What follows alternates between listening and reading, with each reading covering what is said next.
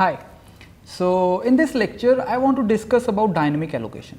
ठीक है, तो हमारे पास दो तरह की मेमोरी होती है, one is stack memory and the other is heap memory. ठीक है, तो स्टैक मेमोरी जो होती है वो नॉर्मली कम होती है और जो हीप मेमोरी होती है वो ज़्यादा होती है.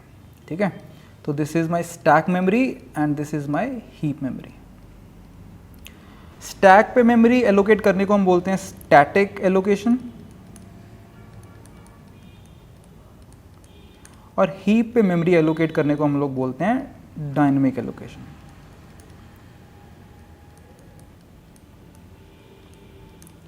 हम लोग अभी तक जो भी मेमोरी एलोकेट कर रहे थे, जैसे मैं लिखता था int i is equal to 5, तो ये जो मेमोरी एलोकेट हो रही है 4 बाइट्स की, तो ये हमेशा स्टैक के ऊपर एलोकेट कर रहे थे. अभी तक हमने जितनी भी मेमोरी एलोकेट करी है सारी की सारी स्टैक पे करी है. ठीक है, तो अगर मैं लिखता था int i is equal to 5, तो ये मेमोरी मेरी स्टैक के ऊपर जाती थी. ठीक है, या फिर अगर मैं एक एरे बनाता था int a let's say of 5 size, तो ये जो 20 बाइट्स ऑफ मेमोरी बनती थी, दैट इज 5 into 4, ये जो 20 बाइट्स ऑफ मेमोरी एलोकेट होती थी ये भी स्टैक के ऊपर एलोकेट होती थी दोनों ही केसेस में. ठीक है, तो मैंने एक चीज़ आपको बताई थी कि हम जब भी वेरिएबल साइज एरेज बनाते हैं, जैसे मैं अगर कुछ इस टाइप से बोल दूँ int an, ठीक है, और मैं n की वैल्यू यूज़र से ले लेता हूँ, तो मुझे प्रॉब्लम आ सकती है कभी कभी. ठीक है, तो वो प्रॉब्लम क्या थी, लेट्स से अगर यूज़र ने n का साइज़ बहुत ज़्यादा बड़ा दे दिया, तो उससे क्या होगा, तो वो जो सारी मेमोरी एलोकेट होगी, जो एरे को इतनी मेमोरी एलोकेट करनी पड़ेगी, वो सारी स्टैक के ऊपर करनी पड़ेगी. ठीक है, तो लेकिन इस चीज़ की तो प्रॉब्लम हो सकती है स्टैक के पास उतनी मेमोरी हो ही ना. तो इस चीज़ के लिए हम लोग को वेरिएबल साइज जब भी एरेज बनाने हैं, वो जनरली हमको डायनेमिकली एलोकेट करने चाहिए. कैसे करने हैं वो हम देखते हैं, बट पॉइंट ये है कि हमको डायनेमिकली एलोकेट करने चाहिए, हमें हीप के ऊपर एलोकेट करने चाहिए, बिकॉज हीप के पास सफिशिएंट मेमोरी है कि उसको अगर तुम रन टाइम पे, ठीक है, रन टाइम के ऊपर अगर तुम बोल दोगे कि यार मुझे इतनी मेमोरी की रिक्वायरमेंट है, वो तुमको प्रोवाइड कर देगा. बट स्टैक हो सकता है उतनी मेमोरी प्रोवाइड ना कर पाए. राइट, तो अगर मैं एक छोटा एरे बना रहा हूँ, ठीक है, सिर्फ 1000 साइज का एरे बना रहा हूँ int a 1000, तो ऑब्वियसली इसको मेमोरी चाहिए 4000 बाइट्स. ठीक है, जो कि बहुत ज़्यादा नहीं है, तो इतनी मेमोरी तो हमारा स्टैक भी हैंडल कर सकता है. ठीक है, बेसिकली ये जो 1000 साइज़ है ये तो हमने पहले ही बता दिया कि इतने साइज़ का चाहिए, तो इतने साइज़ का वो अपने पास रेडी रख लेगा. बट वेरिएबल साइज एरे में क्या होगा कि वो उसको रन टाइम पे पता चलेगा. ठीक है, जब हम प्रोग्राम रन करेंगे उसके बाद यूज़र हमको कुछ वैल्यू देगा n की, और फिर हम बनाने की कोशिश करेंगे. बट हो सकता है रन टाइम पे जाके तब उसके पास उतनी मेमोरी हो ही ना स्टैक के पास, तो हमारा प्रोग्राम क्रैश कर जाएगा. ठीक है, इसलिए वेरिएबल साइज हम लोग डायनेमिकली बनाएंगे, हम लोग हीप के ऊपर एलोकेट करेंगे. तो अगर हमको कोई मेमोरी डायनेमिकली एलोकेट करनी है तो उसके लिए हमको न्यू कीवर्ड यूज़ करना होता है. ठीक है, न्यू कीवर्ड. ओके, अगर मुझे कोई इंटीजर एलोकेट करना है, जैसे मैंने यहाँ पे तो int i is equal to 5 किया था स्टैटिक के केस में. ठीक है, स्टैटिक मेमोरी के केस में मैंने int i is equal to 5 लिख दिया था. डायनेमिक मेमोरी एलोकेट करने के लिए I will have to write something like this, int star p is equal to new int. ठीक है, तो इतना करने से होगा क्या कि अगर ये मेरी स्टैक मेमोरी है और ये मेरी हीप मेमोरी है, तो हीप के ऊपर 4 बाइट्स ऑफ मेमोरी एलोकेट हो जाएगी. ठीक है, बिकॉज हमने एक इंटीजर बनाया, तो इंटीजर को 4 बाइट्स ऑफ मेमोरी चाहिए, तो उतनी मेमोरी हमारी हीप के ऊपर एलोकेट हो जाएगी. और स्टैक के ऊपर 8 बाइट्स ऑफ मेमोरी एलोकेट हो जाएगी. ठीक है, स्टैक के ऊपर 8 बाइट्स ऑफ मेमोरी एलोकेट हो जाएगी, जो कि एक पॉइंटर को चाहिए. ठीक है, इंटीजर को तो दे दी, तो पॉइंटर को भी तो चाहिए थी, तो वो पॉइंटर को जो चाहिए थी वो हमने स्टैक के ऊपर दे दी. ठीक है, अब हम सोचेंगे कि यार स्टैक के पास कम मेमोरी है फिर भी उस पर 8 बाइट रख रहे हो.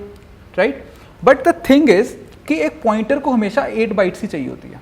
अगर ये पॉइंटर लेट से एक 1000 साइज एरे पे भी पॉइंट कर रहा होता, तो वो 4000 वाली जो मेमोरी थी वो हीप के ऊपर जाती, और ये जो 8 बाइट्स ऑफ मेमोरी है वो स्टैक के ऊपर जाएगी. वो हमेशा 8 बाइट्स ही रहती है और वो स्टैक के ऊपर जाती है. ठीक है, तो एक बार जल्दी से देख लेते हैं कि int star p is equal to new int.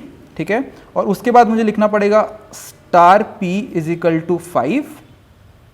Right, तो इतना करने से मेरी डायनेमिक मेमोरी एलोकेट हो जाएगी. ठीक है, डायनेमिक मेमोरी एलोकेट हो जाएगी इतना करने से. ओके, अगर मुझे एक एरे को मेमोरी एलोकेट करनी है, अगर स्टैटिकली करनी होती थी तो सिंपल हम लिख देते थे int a 1000. ठीक है, तो इससे मेरा स्टैटिक काम हो जाता था. लेकिन अगर मुझे डायनेमिकली एलोकेट करनी है मेमोरी, तो I will have to do something like this, int star P is equal to new A1000, ठीक है। इस तरह से मुझे करना होगा।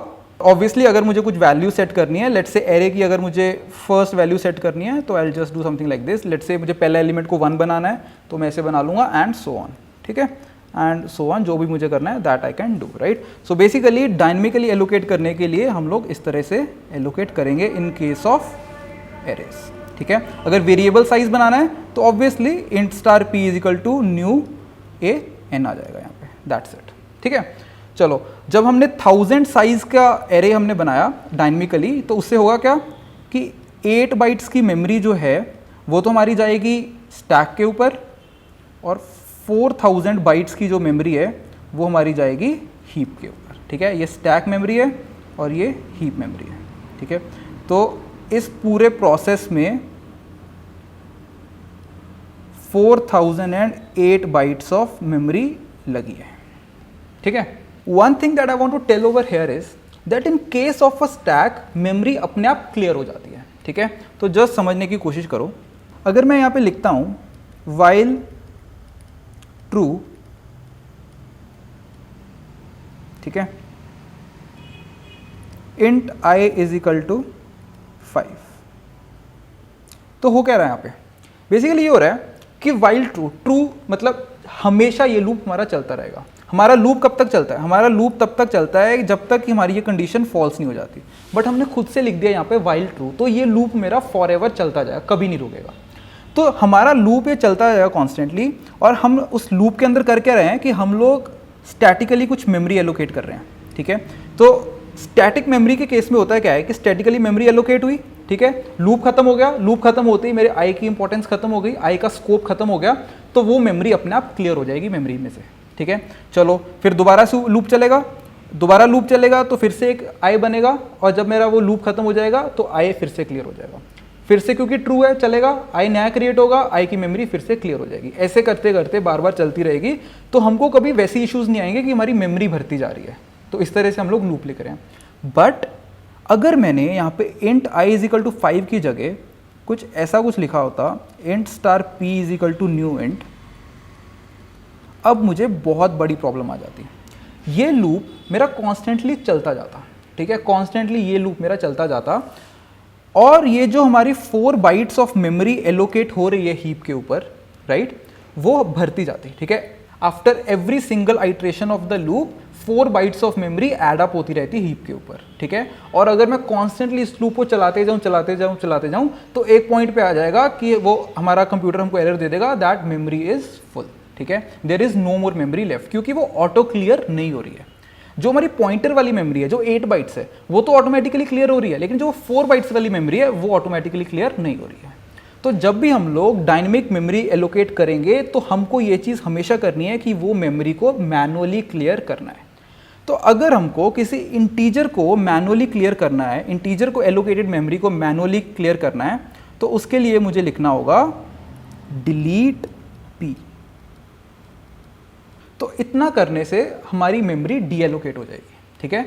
अब मैंने डिलीट पी लिखा है, इससे मेरे पॉइंटर की मेमोरी डीएलोकेट नहीं हो रही है, इससे मेरी जो पॉइंटर जिस मेमोरी पे पॉइंट कर रहा है वो मेमोरी डीएलोकेट हो रही है, ठीक है। प्लीज इसको समझो कि डिलीट पी लिखने से पी की मेमोरी डीएलोकेट नहीं हो रही है, पी जिस पे पॉइंट कर रहा है वो वाली मेमोरी मेरी डीएलोकेट हो रही है, ठीक है। और अगर मुझे एरे की मेमोरी को डीएलोकेट करना है, लेट्स से मैंने एक एरे बना रखा था dynamically, int star P is equal to new A10, तो basically I will have to write delete A. तो ये सिंटेक्स होता है अगर मुझे एक एरे की मेमोरी को डीएलोकेट करना है, ठीक है। तो आई होप थोड़ा बेसिक्स क्लियर हो गया है, राइट। इस वीडियो में हमने क्या क्या डिस्कस किया कि स्टैक मेमोरी और हीप मेमोरी होती क्या है, स्टैटिक मेमोरी और डायनेमिक मेमोरी, राइट। फिर हमने डिस्कस किया कि अगर मुझे एक इंटीजर को डायनेमिकली एलोकेट करना है, और फिर हमने डिस्कस किया कि एक एरे को डायनेमिकली एलोकेट करना है तो मुझे क्या करना होगा, ठीक है। एंड लास्ट हमने डिस्कस किया कि हमको मेमोरी को अगर डीएलोकेट करना है तो कैसे करना पड़ेगा, we will have to use delete, ठीक है। तो एक बार जल्दी से इसको करके देख लेते हैं। तो लेट्स से अगर मैं यहाँ पे बना रहा हूँ int star P is equal to new int, right. तो अगर मैं star P is equal to 5 लिख देता हूँ। तो इतना करने से क्या हो जाएगा, मेरा एक इंटीजर बन चुका है जिसकी वैल्यू 5 है। ठीक है, सो ऑब्वियसली अगर थोड़ा क्लियर वे में लिखना चाहते हो you should write int star P is equal to new int and star P is equal to 5, right. और अगर मुझे डिलीट करनी होगी मेमोरी तो I will simply write delete P. तो इससे क्या होगा, पी जिस मेमोरी पे पॉइंट कर रहा है वो मेरी साफ हो जाएगी मेमोरी। ओके, तो इसको रन करूँगा तो हमारा काम हो जाएगा। ठीक है, कुछ आउटपुट नहीं आएगी बट बेसिकली हमारा वो काम हो रहा है, राइट। सो आई होप समझ चुके हो। ठीक है, हम लोग इसको काफ़ी यूज़ करेंगे, so you will understand it more clearly. एक काम कर लेते हैं, जस्ट टू शो कि हमारा p अभी तक डिलीट नहीं हुआ है, तो I just write p is equal to new int again. ठीक है, so star p is equal to 10। ठीक है, इसको रन करके दिखा देता हूँ, तुमको कोई भी एरर नहीं मिलेगा। तो इसका मतलब क्या हुआ था कि जब मैंने यहाँ पे डिलीट p लिखा था, जो p जिस मेमोरी पे पॉइंट कर रहा था वो मेमोरी क्लियर हुई थी, p अभी भी है वहाँ पे। ठीक है, p डिलीट नहीं हुआ है तो मैं p को अभी भी यूज़ कर सकता हूँ, p is equal to new int अभी भी मैं डाल सकता हूँ। ठीक है, ओके, तो आई होप ये वाली चीज़ समझ आ गई है। अगर मैं फिर से डिलीट कर दूँ इसको, चलो एक एरे डायनेमिकली बना के उसकी मेमोरी को भी डीएलोकेट करके अभी देख लेते हैं। ठीक है, सो इंट स्टार p1 ले रहा हूँ is equal to new int, let's say 100 size का बना लेते हैं। ठीक है, तो एक काम करते हैं, उस एरे में कुछ वैल्यूज़ डाल लेते हैं। For int I is equal to 0, i less than 100, i plus plus, p i is equal to 100 या 10 कर लेते हैं। सारी 100 वैल्यूज़ पे सब जगह 10 डाल रहा हूँ। ठीक है, पूरे एरे में सब जगह 10 10 10 डाल रहा हूँ।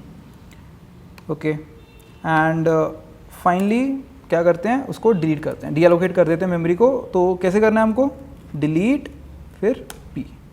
ठीक है, सॉरी p1 लिख देना चाहिए मुझे यहाँ पे, और यहाँ भी p1 लिख देना चाहिए, राइट। तो इसको रन करते हैं, पहले हमारा एरे क्रिएट होगा और फिर वो मेमोरी डीएलोकेट हो जाएगी। ठीक है, हमको कुछ दिखेगा नहीं बट ये हमारा काम हो रहा है। ठीक है, रन हो जाएगा पूरा, हाँ रन हो रहा है। ठीक है, सो आई होप सब कुछ क्लियर है, राइट। Thank you.